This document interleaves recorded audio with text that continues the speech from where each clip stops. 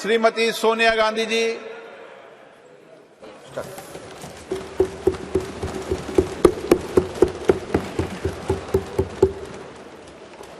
अध्यक्ष महोदय, आपने मुझे बोलने का इजाज़त दिया, मैं आपकी आभारी हूँ। भारतीय राष्ट्रीय कांग्रेस की तरफ मैं नारी शक्ति बंधन अधिनियम 2023 के समर्थन में खड़ी हुई हूँ।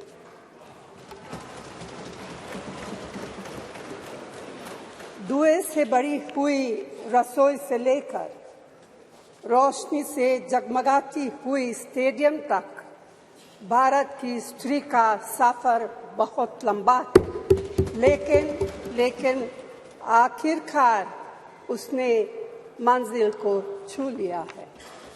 उसने जन्म दिया, उसने परिवार चलाया, उसने पुरुषों के बीच तेज दौड़ लगाई और असीम धीरज के साथ अक्सर खुद को हारते हुए लेकिन आखिरी बाजी में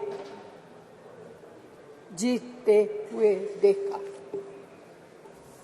भारत की स्त्री के हृदय में महासागर जैसा धीरज है। उसने खुद के साथ हुई बेईमानी की शिकायत नहीं की और सिर्फ अपने फायदे के बारे में कभी नहीं सोचा। उसने नदियों की तरह सबकी भलाई के लिए काम किया है और मुश्किल वक्त में हिमालय की तरह अडिग रही। स्त्री के धैर्य का अंदाज लगाना नामुमकिन है। वह आराम को नहीं पहचानती और तक जाना भी नहीं जानती। हमारे महान देश की माँ है स्त्री, लेकिन स्त्री ने हमें सिर्फ जन्म ही नहीं दिया है, अपने आंसुओं खून पसीने सींचकर हमें अपने बारे में सोचने लायक, बुद्धिमान और शक्तिशाली भी बनाया है। अध्यक्ष महोदय, स्त्री का मेहनत, स्त्री का गरिमा और स्त्री के त्याग की पहचान करके ही हम लोग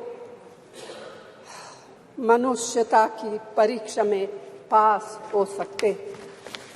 आज़ादी की लड़ाई और नए भारत के निर्माण के हर मोर्चे पर स्त्री पुरुष के साथ कंधे से कंधा मिलाकर लड़ी है। वह उम्मीदों, आकांक्षाओं, तकलीफों और घर गृहस्थी के बोझ के नीचे नहीं दबी। सरोजिनी नायडू, सुचेता कृपलानी, अरुणा असफ अली, विजयलक्ष्मी पंडित, राजकुमारी अमृत कौर और उनके साथ तमाम लाखों महिलाएं से लेकर आज की तारीख तक स्त्री ने कठिन समय में हर बार महात्मा गांधी, पंडित जवाहरलाल नेहरू, सरदार पटेल, बाबा साहब अम्बेडकर और मौलाना आज़ाद के सपनों को जमीन पर उतार कर दिखाया है। इंदिरा गांधी जी का व्यक्तित्व इस सिलसिले में एक बहुत ही रोशन और जिंदा मिसाल है। अध्यक्ष महोदय, खुद मेरी जिंदगी का यह बहुत मार्मिक क्षण है। पहली दफा स्थानीय निकायों में स्त्री की भागीदारी तय करने वाला संविधान संशोधन मेरे जीवन साथी राजीव गांधी जी ही लाए थे। उन्होंने लाए थे जो राज्यसभा में 7 वोटों से गिर गया था। बाद में प्रधानमंत्री पीवी नरसिम्हा राव जी के नेतृत्व में कांग्रेस सरकार ने ही उसे पारित कराया। आज आज उसी का नतीजा है कि देश भर के स्थानीय निकायों के जरिए हमारे पास 15 लाख चुनी हुई महिला नेता है। राजीव गांधी जी का सपना अभी तक आधा ही पूरा हुआ है। इस बिल के पारित होने के साथ ही वह पूरा होगा।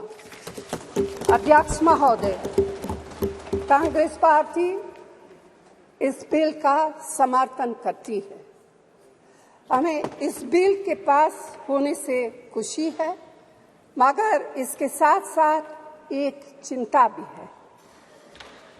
मैं एक सवाल पूछना चाहती हूँ।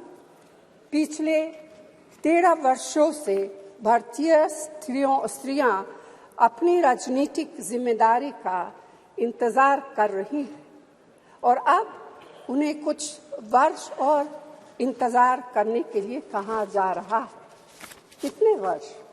2 वर्ष, 4 वर्ष, 6 वर्ष, 8 वर्ष? क्या भारत की